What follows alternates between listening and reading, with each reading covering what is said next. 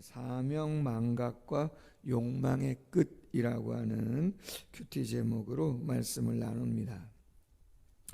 예수님이 십자가를 감당하기 위해서 이제 예루살렘에 올라오신 거죠. 그리고 성전에 가셔서 비둘기 팔고 돈 바꾸는 만민이 기도하는 집이다 라고 했던 그곳을 강도의 구렬로 만드는 그러한 대제사장과 서기관 바리새인들을 책망했습니다. 그랬더니 그들이 했던 얘기가 뭡니까?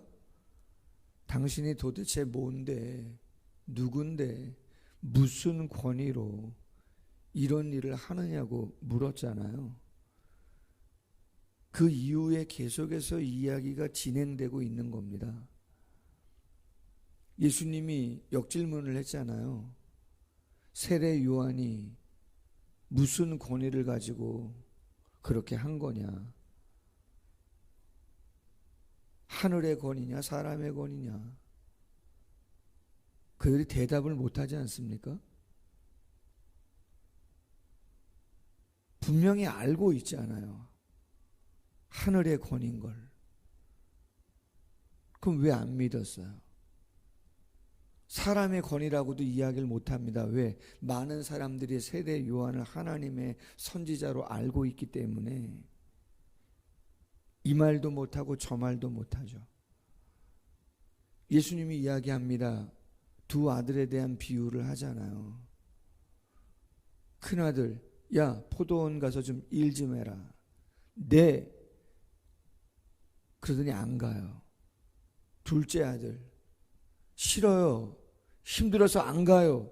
뭐 이래저래 안 간다고 얘기하더니 가만히 생각해 보니까 그래도 아버지께서 말씀하셨는데 가야지. 누구를 비유하는 거라는 거죠? 첫째 아들은 넓게는 유대인이고 좁게는 종교 지도자들이죠. 행위로 의롭다고 자랑하는 이들, 기득권을 갖고 있는 자들, 하나님 나라에 당연히 들어갈 것이라고 생각하고 있는 자들을 말하는 거죠. 그들은 못 간다. 둘째 아들 세리와 창녀들이라는 거죠. 종교 지도자들이 봤을 때 저주받고 죄짓고 절대 하나님 나라에 들어갈 수 없는 자들이라고 생각한 그들이 하나님 나라에 들어간다는 거죠. 반복적으로 이야기하는 말씀이 뭐예요? 나중된 자로 먼저 되고 먼저 된 자가 나중되는 일이 많다는 거예요. 여러분, 우리의 신앙의 이 마음을 변함없이 유지해 간다는 것이 참 쉽지 않습니다. 늘 깨어 있는다라고 하는 것이 참 쉽지 않습니다. 영혼을 바라보고 긍휼의 마음을 갖고 교회의 약함을 보고 안타까운 마음을 갖는 것이 결코 쉬운 일이 아닙니다. 그래서 어쩌면 이렇게 새벽을 기도로 바꾸면서, 잠을 기도로 바꾸면서 애쓰고 노력하려고 하는 모습들이 있는 거죠. 코로나를 겪었잖아요.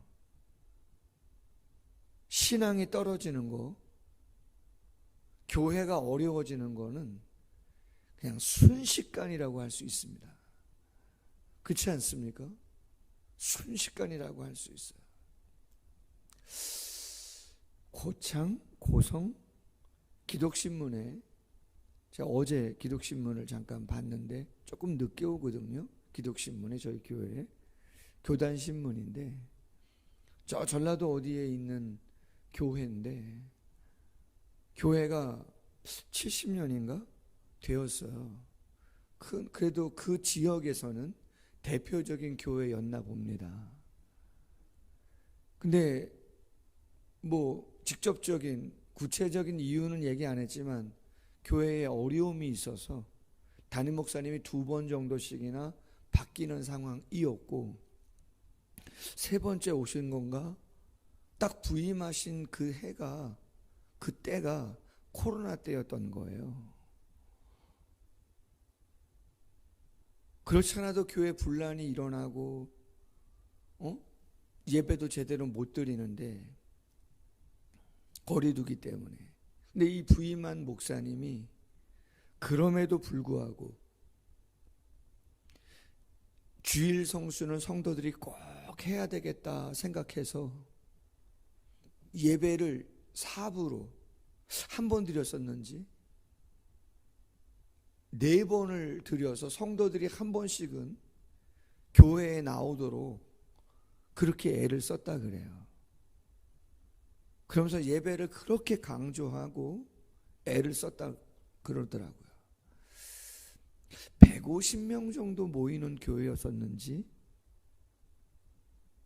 근데 그때쯤에 그 지역에 실버타운 같은 어떤 아파트가 입주를 했는데, 특별히 어르신들은 주일에 대한 그 사모함이 있지 않습니까? 다른 지역, 다른 교회를 둘러봐도 다 예배를 안 드리거나 뭐 몇 명밖에 못 드리는데, 그래도 그 교회는 공간이 넓은데 하루에 4번씩 예배를 드리면서 그 교회를 가면 예배를 드릴 수 있다는 소문이 퍼져가지고 그 교회를 나오는 거예요. 다른 사람들도 나오고. 그래서 결국은 코로나 끝나고 나서 한 400에서 500명이 출석하는 교회가 된 것입니다. 기독신문, 지난주 신문에 기사로 나왔어요.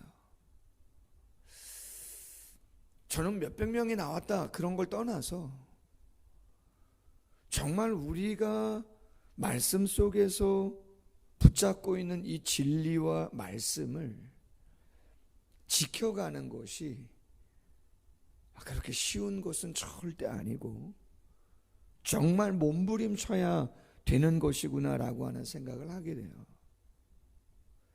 이러한 와중에 예수님이 오늘 악한 포도원 농부의 비유를 또 하십니다. 누구를 깨닫게 하기 위해서? 형식적이고 외식하는, 기득권을 놓지 않으려고 예수님과 진리를 알면서도 그것을 부인하고 있는 그들을 깨닫게 하기 위해서 불의한 포도원 농부의 비유를 하시는 거죠. 포도원 하나님 나라잖아요. 주인이 예수님이죠. 포도원을 만들었어요.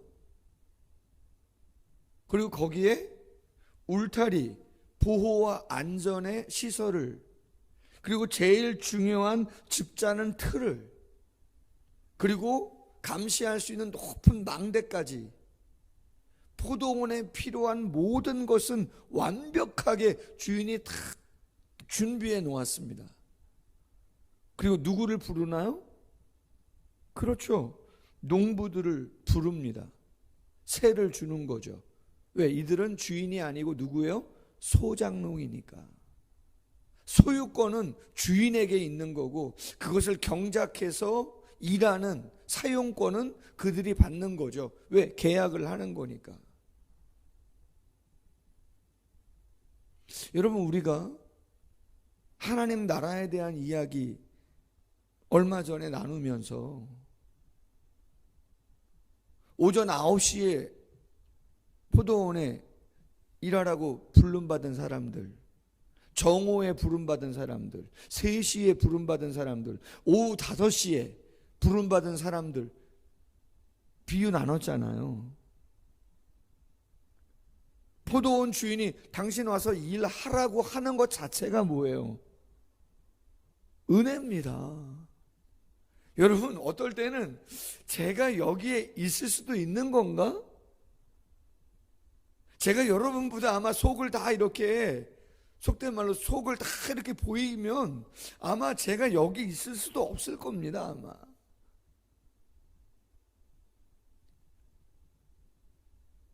어쩌면은 저보다는 교회 밖에 있는 분들이 양심이 더 좋을 수도 있어요. 이 궁천마을의 노인 회장님, 김학현 어르신, 우리 도서관 텃밭 교실 하라고 땅 임대해 주시는 분, 다른 분이 거기 가서 농사도 많이 짓잖아요. 우리 교회뿐만 짓는 게 아니라. 근데 어느 분이 그래요, 저한테. 김학현 어르신이 목사님을 그렇게 좋아하더라고. 할렐루야. 무슨 사랑 고백한 것도 아닌데 교회를 그렇게 참 호의적으로 생각하신다고. 제가 봐도 그 어르신이 좋은 분이에요. 그 어르신이 순수하고 그 어르신이 좋으신 분이라고요. 제가 그분보다 더 양심적이다? 모르겠습니다, 그거는. 그럼에도 제가 여기 있는 이유는 하나님이 저를 긍휼히 여기셨고 말씀이 믿어지게 하시고 고백하게 하시고 은혜를 은혜로 알게 하셔서 여기 있는 거라는 거죠. 그 자체가 은혜예요. 여러분 믿습니까? 우리가 여기 있는 것 자체가 은혜라는 거예요. 그리고 주인은 먼 길을 떠났습니다. 이 때가 됐습니다. 추수 때가 된 거죠. 열매를 거둘 때가 됐단 말이에요. 그래서 멀리 있는 주인이 이제 계산을 해야 되니까 추수해서 딱 그렇잖아요. 계약을 한 거니까 소작농한테 띄워줄 거 띄워줘야 되고 받을 거 받고 또 그 다음을 또 생각해야 되니까 종을 보냈단 말이에요. 웬걸? 이 농부들이 어떻게 했다는 거예요? 그 종은 지금 누구를 위임받은 거예요? 주인의 모든 걸 위임받아가지고 완 건데, 그럼 주인처럼 대해주고 잘 해야 되는데 오늘 말씀에 보니까 뭐라고 돼 있어요? 심히 때리고 죽이고 돌로 쳤다. 황당하죠. 다시 다른 종들을 처음보다 또 많이 보냅니다. 여러분 구약 성경을 가만히 보세요. 선지자들이 제일 많이 활동할 때가 언젠가를, 그거는 죄가 관영할 때입니다. 북쪽도 마찬가지, 남쪽도 마찬가지, 나라가 멸망 직전일 때 하나님이 너무 안타까우니까 많은 선지자들을 보내는 거예요. 왜 아하방, 북쪽에 가장 악한 아하방이 활동할 때 가장 능력이 많은 불의 선지자 엘리야를 보냅니까? 그를 보내지 않으면 감당이 안 되니까, 웬만한 선지자의 능력 갖고는 안 되니까 하나님이 불의 선지자 엘리야를 아합 시대 이세벨에게 보내는 거예요. 하나님이 포기할 수 없으니까 많은 선지자를 보내는 거라고요. 마찬가지예요. 많이 보내는 거예요. 똑같이 합니다. 세 번째 어떻게 해요? 아들을 보낸단 말이죠. 내 아들 존대하리라. 그랬더니 이 사람들, 이런 사람들 보고 그러죠. 간이 크다 그러나?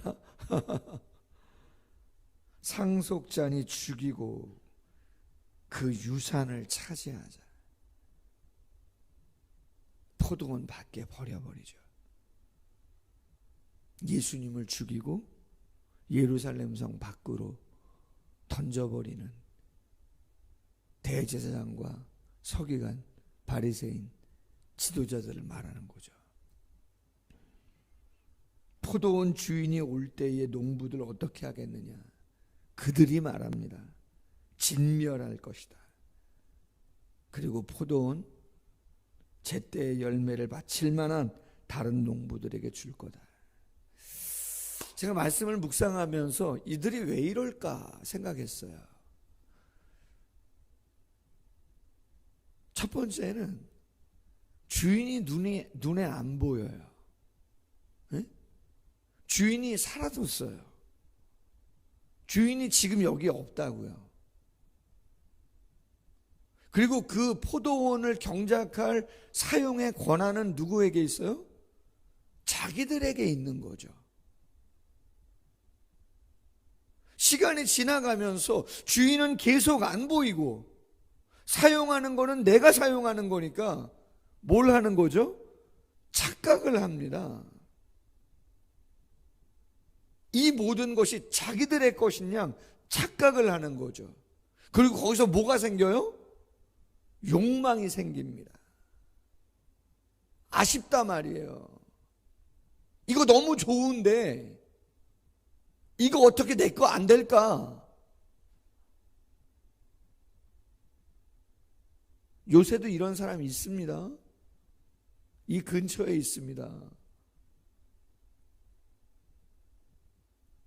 장로님 무슨 말씀하시나? 목사님 그러시겠는데 있습니다. 이 근처에 밭농사 하는 사람 중에 몇 년을 자기 게 아닌데 자기 것 행세하고 임대하고 돈 받고 주인 모르게. 주인이 몇 년 만에 왔죠. 황당했죠.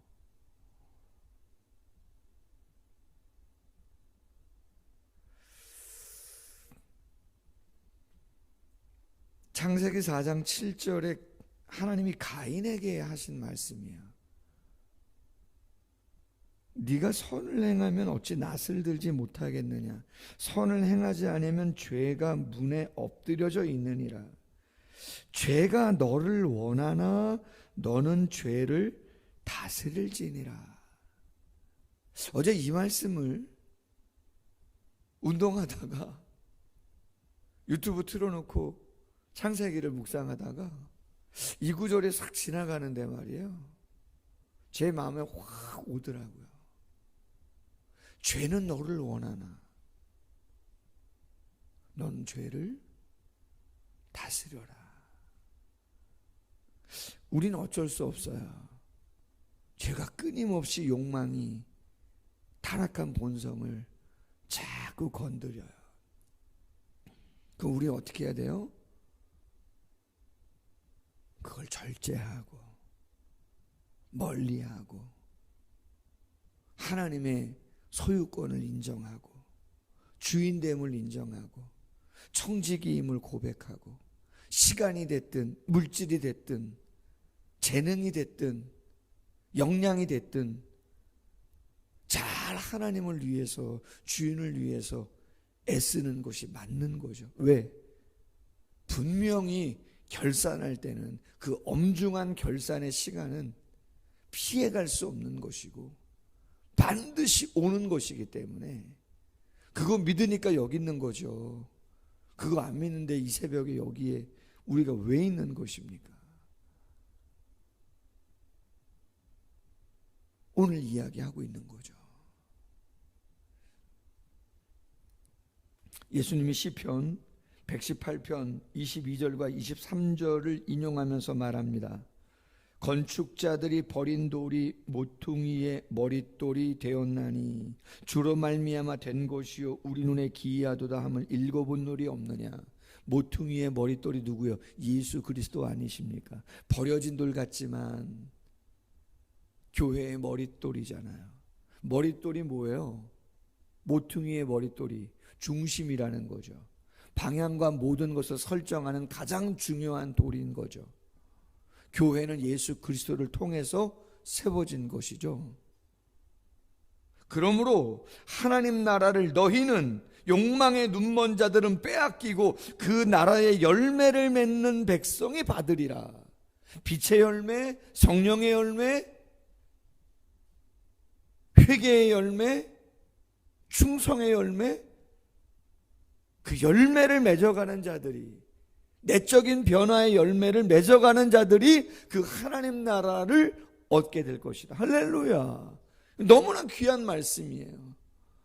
살아가는 모습 자체가 어떻게 살아가느냐, 보여지는 것보다 보여지지 않는 것. 지난 주일날 청년들이 대신방 같이 받겠다 해가지고 오후에 청년들 같이 받았어요, 신방을.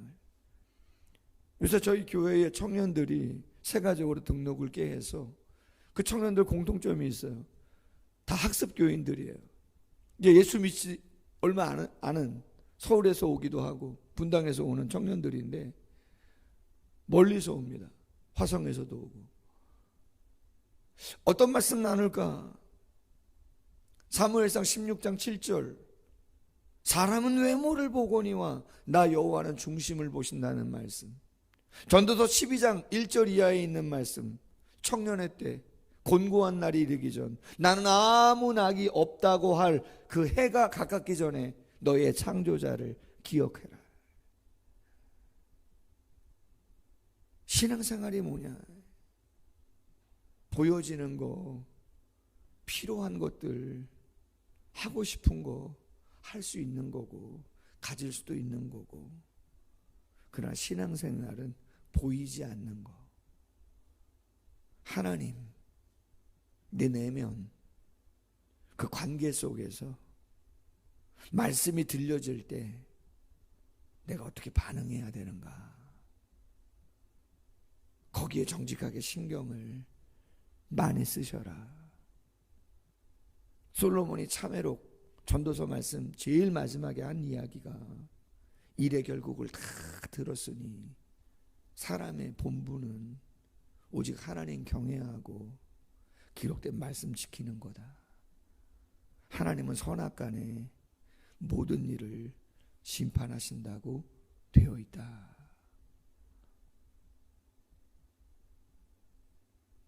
믿음 생활 그냥 슬렁슬렁 하는 게 절대 아니고 정확하게 말씀 앞에서 하는 거다.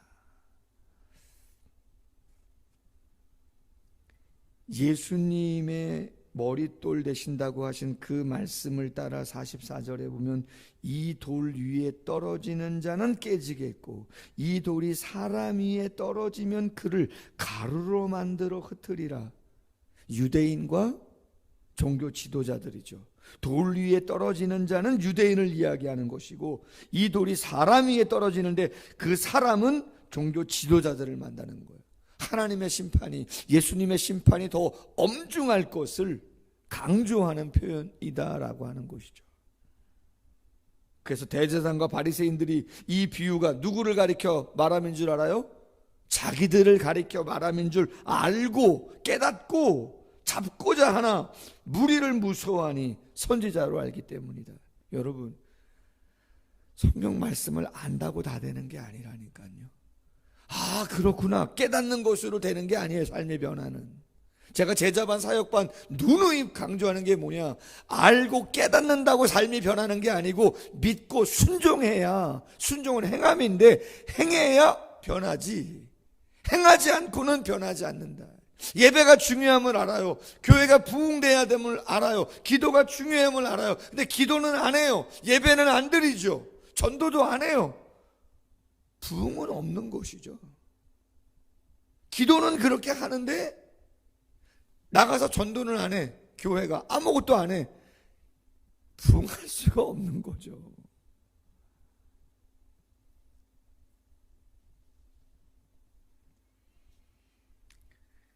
마가복음 4장 18절 이하 어떤 이는 가시떨기에 뿌려진 자니 말씀을 듣기는 하되 세상의 염려와 재물의 유혹과 기타 욕심이 들어와 말씀을 막아 결실하지 못하게 되는 자요.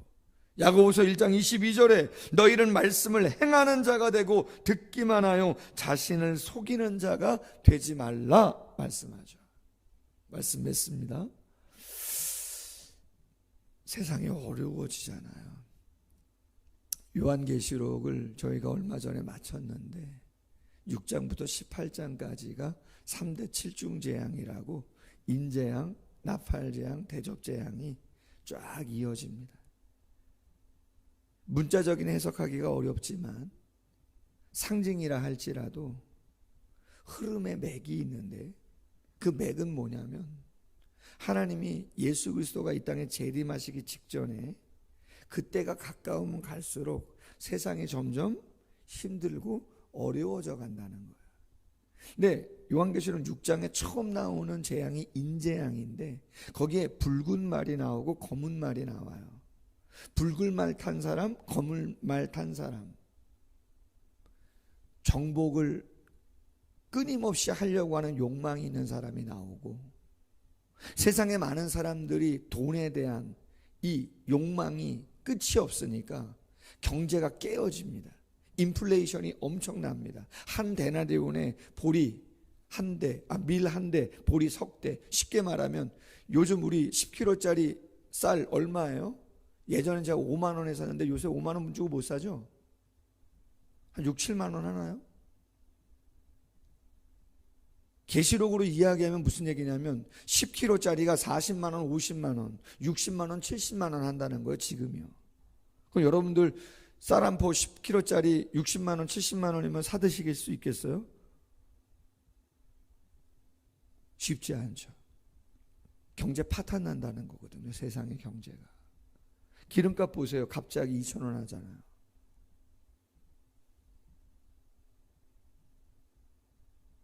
믿음을 지켜간다는 것이 마지막 시대에 얼마나 어려운 것인가를 이야기해 주고 있죠. 바라기는 이 새벽 깨우셨는데 조금 더 하나님 앞에서 마음을 나누시면서 다시 한번 다잡는 귀한 시간 되기를 주님의 이름으로 소원합니다. 기도하겠습니다. 하나님 아버지, 우리 자신이 이 말씀 앞에 어떠한 모습으로 서야 하는가를 다시 한 번 더 나누기를 원합니다. 내 자신도 완벽하지 않음을 잘 알고 있고 우리 스스로가 부족하다 느끼는 부분 없지 않아 있습니다. 연약한 지체들의 모습을 보면서도 아쉽고 안타까운 모습들 또한 있습니다. 주님 긍휼히 여겨주시기를 원합니다. 은혜로 이 자리에 있는 것이고 사명 또한 은혜로 감당하는 것인데 긍휼 위에 긍휼을 더하시고 갈급한 마음 주님 덧입혀 주셔서 세상이 나날이 힘들고 어려워져가는 그 모습을 바라보면서 정말 주님 오실 날 멀지 않고 우리가 당신 앞에 설 날 또한 이 땅을 떠날 그 시간 또한 멀지 않음을 다시 한번 기억해 보면서 선한 청지기로서의 온전한 삶을 살아가는 우리 모두가 될 수 있도록 함께하여 주시옵소서. 이끄실 줄로 믿사옵고 예수님의 이름으로 기도하옵나이다. 아멘.